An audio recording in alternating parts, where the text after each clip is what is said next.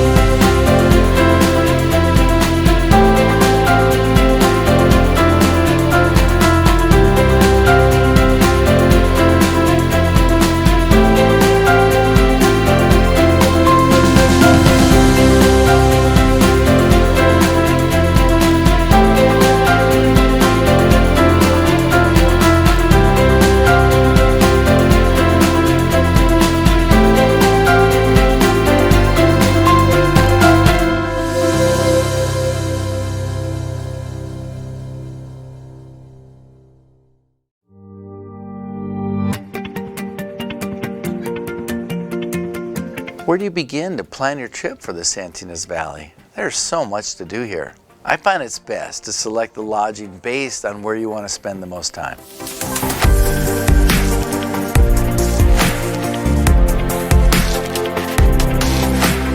Today we're going to be visiting a brand new property that is centrally located between 2 of the valley's beautiful communities.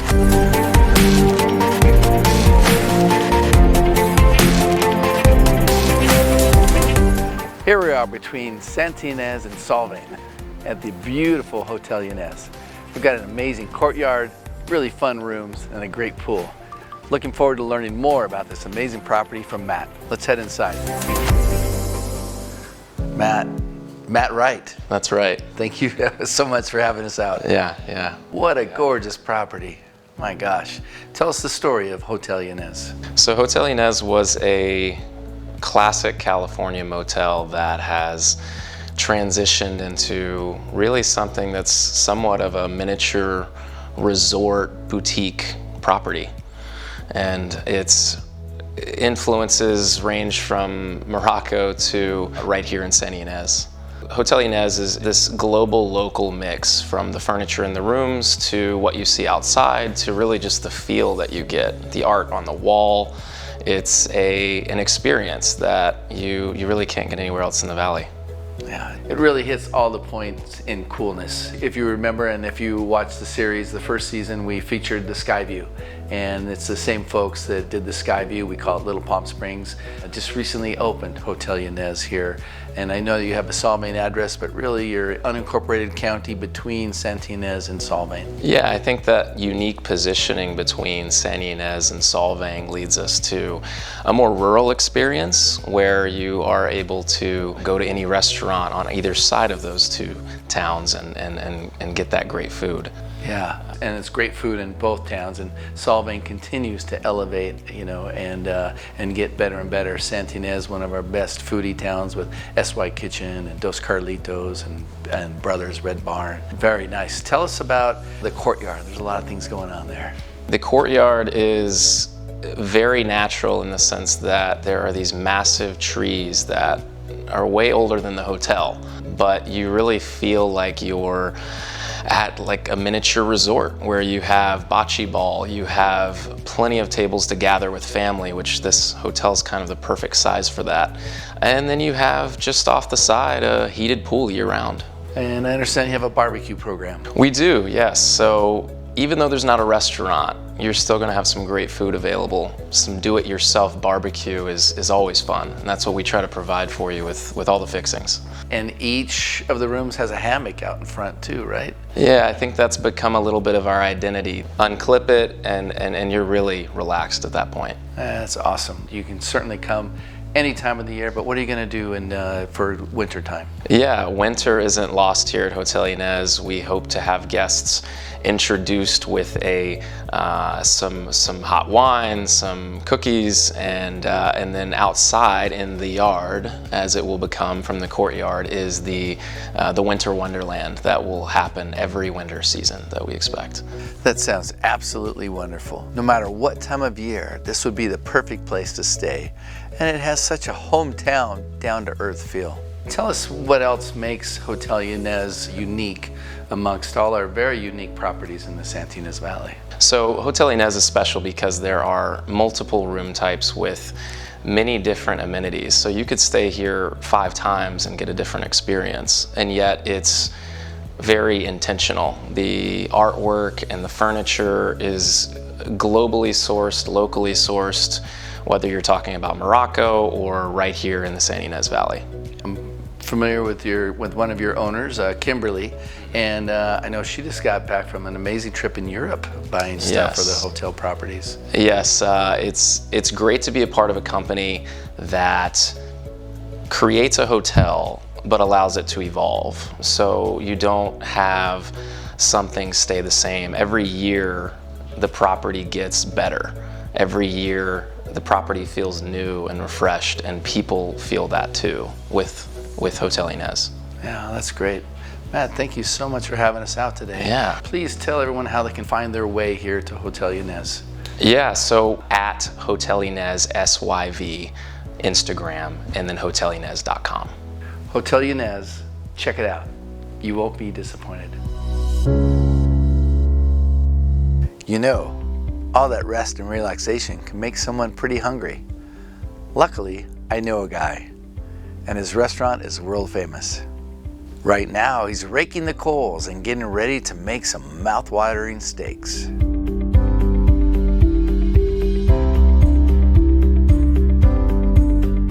We're here with the legendary Frank Ostini of Hitching Post 2 in Buellton, California, and we are at the grill. Frank, thank you so much for having us out. Great to be with you. You know, we've been here 36 years. We're an institution at this point, so. You are an institution, and we're going to get into the history and how it all came to be and what's going on currently at Hitching Post 2. But right now we're at the grill. Please tell us about what's happening. And we just started the fire, which we do something very unique. We bank the coals from the night before, and they turn red hot again. We put wood on and have a fire started within 30 minutes. We burn very clean, hot oak wood, this coast live oak that's traditional to our region here. Coast live oak. Would that be considered a white oak, a red oak? Red oak. A red oak. The red oak is the common term. It's a scrub oak tree that grows on all the hills here, and it takes us about 30 minutes to get it going enough to cook on it, and then we have the adjustable grill here. I'm going to start putting this New York steak on, and a filet mignon. We'll wait just a couple minutes to put it on, but the basic recipe is you put the steak on. You're going to baste it with this vinegar and oil, and we're seasoning with our magic stuff. It's garlic, salt, and 3 kinds of pepper and coarse pepper, and then it's turn, baste, to season again. You're not marinating the meat before?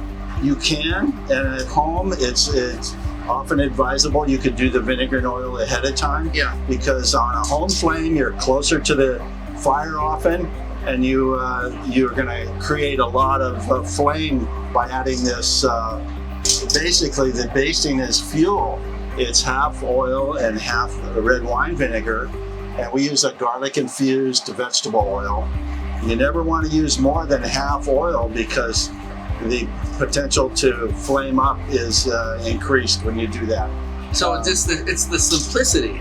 It's so simple. It's just the oil, vinegar, and then your magic stuff. Yeah, and of course the smoke flavor is imperative, and every fire has a different flavor about it depending on the fuel you're using and the way you burn the fire. This oak has a lot of character about it. We try to moderate that influence slightly by burning it very clean in a very hot fire. A lot of air movement. We have air coming naturally through this fire, so it's hot here, and it gets less hot going back here because the air is moving this way. Very important, and that's what makes it different or special. I learned from my father, who got the original hitching post in Casmelia in 1952.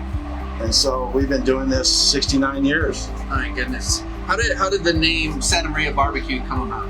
Well, this kind of barbecue is done all up and down the Central Coast. I think from Thousand Oaks all the way up into Monterey County. And that's the territory of this coastline oak tree. So it's always been done here, but in Santa Maria, it was done on the street and became famous in Sunset Magazine and different publications. So the style became known as Santa Maria style. Ours is a little bit different. We think it's hitching post style. Everybody has their own unique twist, but everybody does this at home. They do it at the county park. It's a very indigenous style, something that. What's your spin on it? What's the difference? Ours is this, the way we burn the fire, okay, and the balance of flavors, and using the finer cuts of beef, cooking them fast. We turn them often because we have so much heat. You want to do it, You man. want to season. This is the magic stuff, so go right ahead. Go right ahead. Look at that. He's almost an expert, except you need a little more than that. Be more generous. So we're shaking it about, and we're wasting a bunch, but we're getting it on there. Got it. Our fire is so hot that it drives the juices of the inside the meat up, and it'll come out of the piece of meat that you have on, and that's not a good thing. You want to preserve the juices inside the steak, so we turn often. Some people don't. Some people char, crisp the outside to hold the juices in. We believe in holding the juices in by turning a lot. We want the texture of the outside to be crispy, but we keep it moist so that the influence of the smoke and the influence of the seasonings can go into the meat. So that's interesting to me. That you're flipping it more than once. Oh, we flip, I don't know, 5, 6, 10 times, who knows? And that's to create that sear, that seal. And to hold the juices within and get the right temperature. The New York steak is thicker and denser, so it takes longer to cook. The filet mignon that I'm going to cook, I'm going to put a little bit right behind it. It's a lighter cut with less fat in it. It will cook faster. Got it. See, one of your problems, Shelby, is you're a right-hander, and this was built for a left-hander. Is that right? Me. All right. So you have to learn to do it from this side because it's so darn hot. The heat over here, it'll burn the hair on your arms pretty quick, and you don't want to do that. Anyway, it's all a matter. See, we're going to turn it over about now. As we're wanting to preserve the juices inside. I'm going to move the filet right up next to it. I'm going to put the chicken right up next to it too. We also have an artichoke that we're going to do, and we'll get that on. So you're known as a steakhouse, known as amazing Santa Maria barbecue, and but I noticed there's chicken on the grill. So there's other proteins besides beef. Oh yeah, we too. do almost everything: lamb, pork, fresh fish. We usually have 2 or 3 fresh fish items.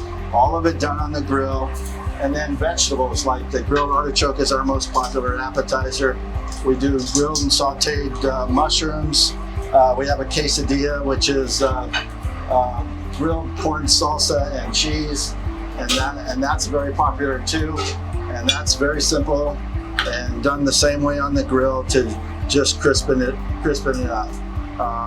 So vegetables are as good as anything on the grill. It's all about the fire. It's all about the flavor you get, combination of flavors, and keeping it in balance. And you're putting that vinegar and oil on all things that go in the grill. The beef gets the vinegar and oil. Fish and chicken and vegetables get a butter and lemon white wine. Mixture. So we use these filet. We cut all the gristle out, and we hold them together with a toothpick. That was falling apart, so Look at those flames shooting up. I cannot wait to try this amazing food.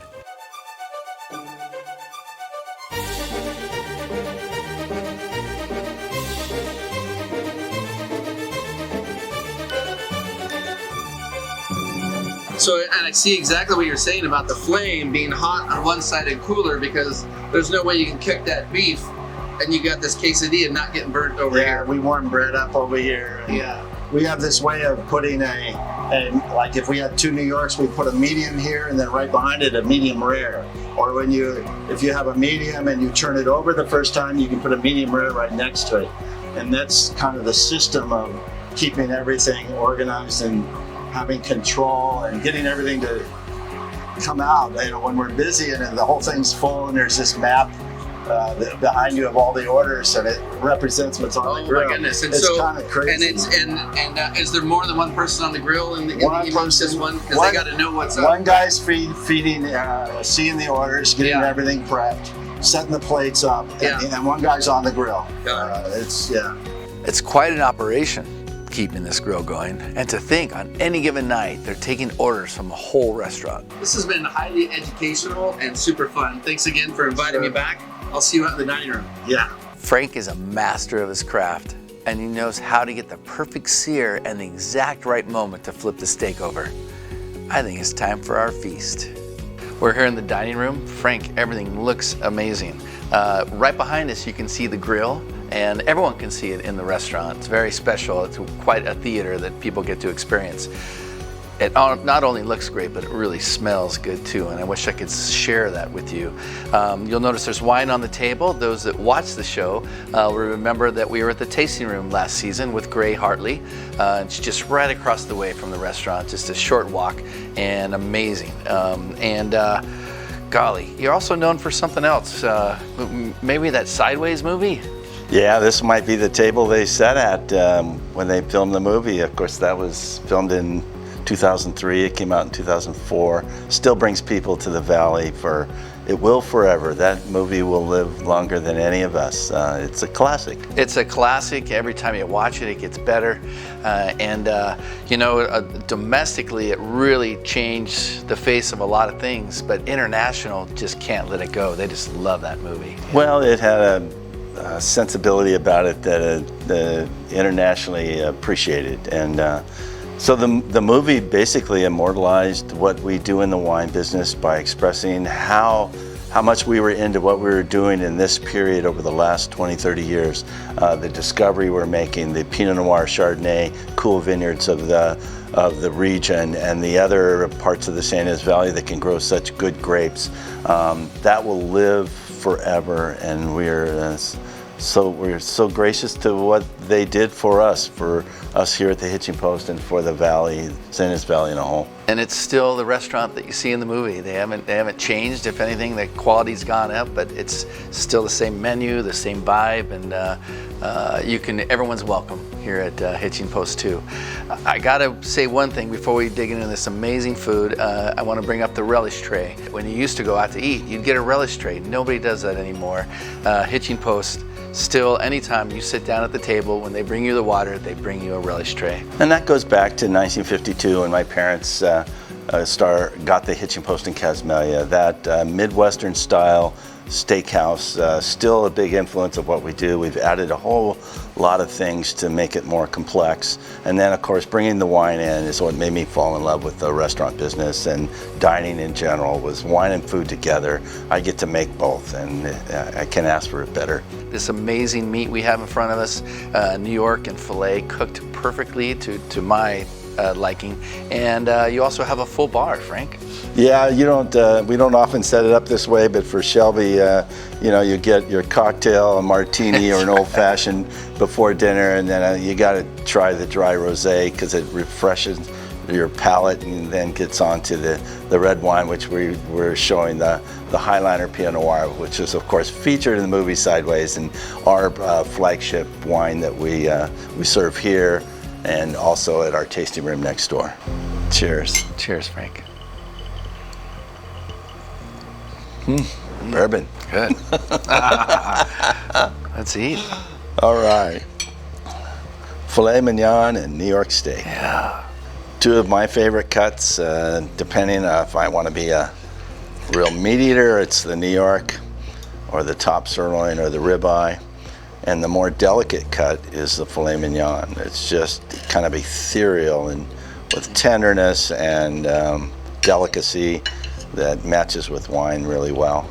Is there anything better than that first savory bite of a steak that's been cooked to perfection? You can taste the oak and the simplicity of the seasoning. The meat really speaks for itself. And of course, we're known for the French fries of all things. The LA Times once wrote us up as these as one of the 40 best plates in Los Angeles, which is odd for a number of reasons, calling French fries a best plate. But we're not in Los Angeles. I mean, we're 2 hours north. Only 2 hours but north. Thank goodness we're that close to that. Our main customer base comes from Southern California, and of course we get people visiting here internationally, so lucky us. I'm gonna grab some of this artichoke here. Is there a right way to eat artichoke, or am I doing it right? Sometimes I do it both ways. Sometimes I flip them over. Sometimes the outside leaves are not quite so tender, but as you get down, it gets more tender and more meat. And of course we're just eating the meat off the end of the leaf, scraping it off, and dipping it in that smoked tomato ancho chili mayonnaise. Pretty special. Very special. Dipping sauce that everybody likes. And the artichoke is the most popular appetizer in the restaurant. So is that right? And we specifically want these globe artichokes grown mostly in Castroville, old-fashioned heirloom variety that has more meat in it. I mean, we're kind of particular about everything we serve here, so it's important that we get the best products. Being we're not particular. We're not doing that much to it. So no, right. So you got to start off with high quality. I love the rosé with any food, dry, crisp. We call it pinks. Pinks it is.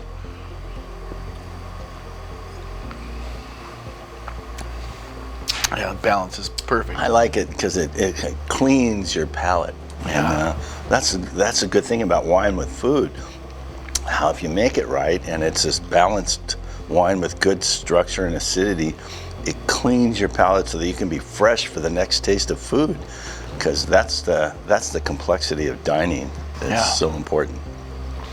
Well, this has been so special, and again, lucky me, get to be a part of this and share it all with you. And please come and experience it for yourself. And Frank, please tell us how they can learn more about Hitching Post 2 and find their way here. So at hitchingpost2.com, we got our menu. You can make a reservation. Right next door is Hitching Post Wines, hpwines.com. Learn about our wines in our tasting room.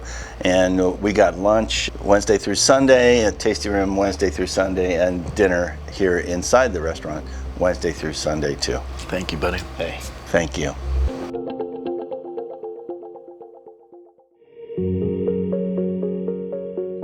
Now that we've had an amazing dinner, I think it's time for a show.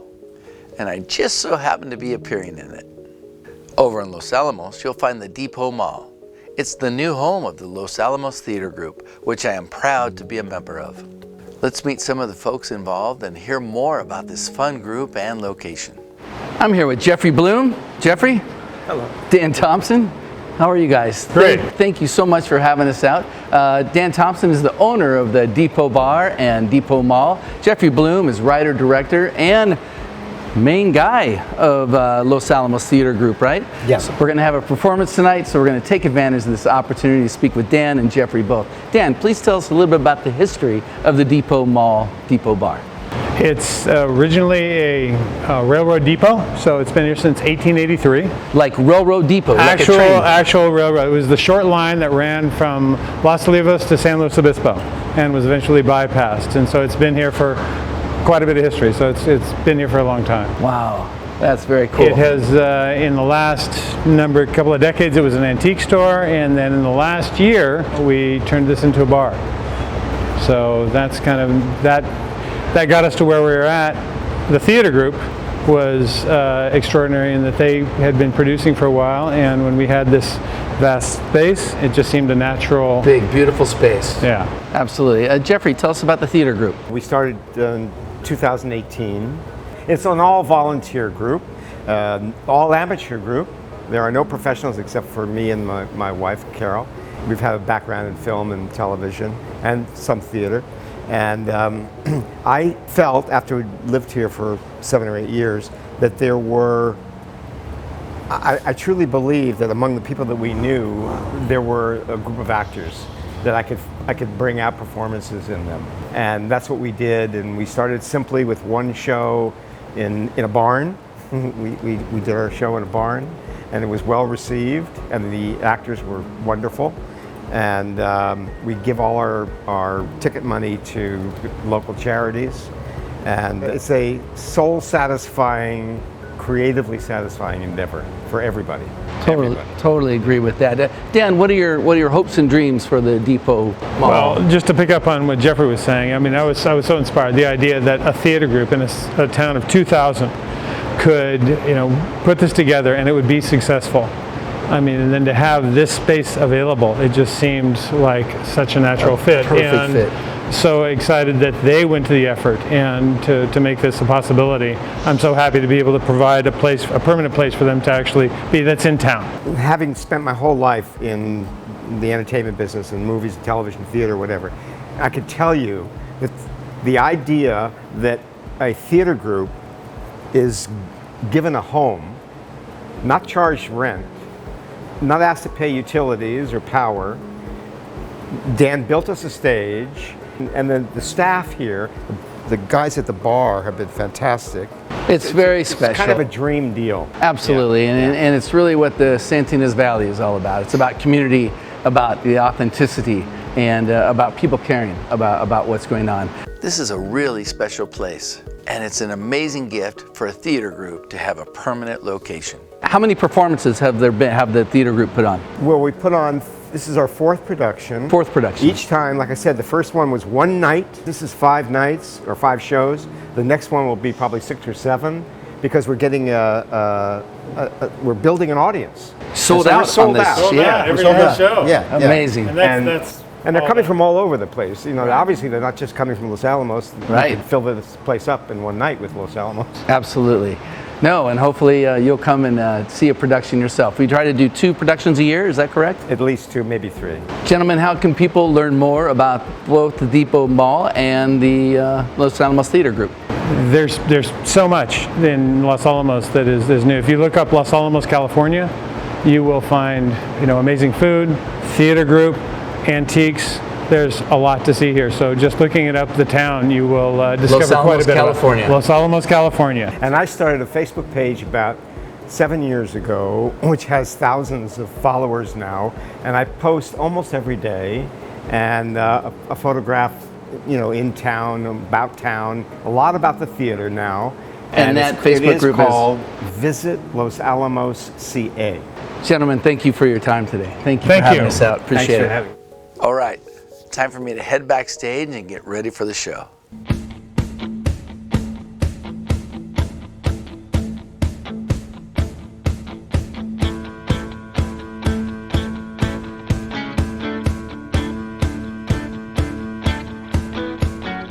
What's great about this theater group is it's all local people having fun and performing original shows.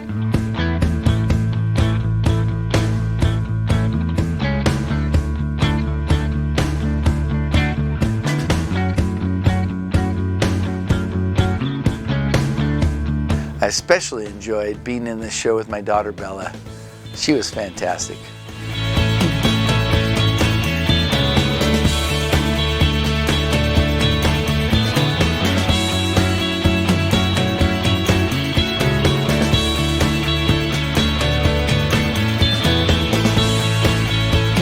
The audiences loved it. I'm so honored to be a part of it, and I hope you get an opportunity to see one of our shows soon. Thank you for watching this week's show. We hope you had a great time, and we'll see you next time on Discover the Santa Ynez Valley.